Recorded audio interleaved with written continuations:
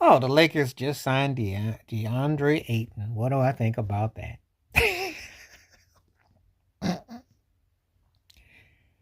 He's a third tier center and a second tier era of NBA centers. That pretty much tells you all you need to know.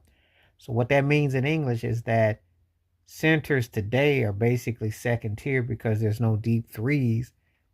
So, if you have three centers on the team, they're really not centers. They're just guys that are playing multiple positions. He's a buster. He showed potential in 2021 when they were in the finals, but after Giannis bammed all on him and dunked on him, his career was never the same. He called himself a champion and a winner, but he got into it with Monty Williams, who was one of the most level-headed head coaches you're ever gonna find. You had CP3, you had Devin Booker, you had a good setup there, and you blew it. Signed all that, they didn't want to take the money, and they traded you for Nerf to Portland, and Nerf and you were about in the same boat, except you were more hyped. So the Lakers, who got excited about getting Andre Drummond, and they was excited, but that didn't come to pass.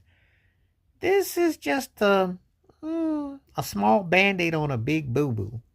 Eh, no one is exactly breaking their neck about this one. I mean, I don't think there was a long line to let's go get DeAndre Ayton because he's kind of like in his own orbit, his own bubble. He talks his own language, and he's kind of turned a lot of people off. And he's just kind of been like one of them jive turkeys that basically was fundamentally there, and then he kind of came and he went. Average about 16 points a game, boy, but just not really that motivated. Just kind of like there.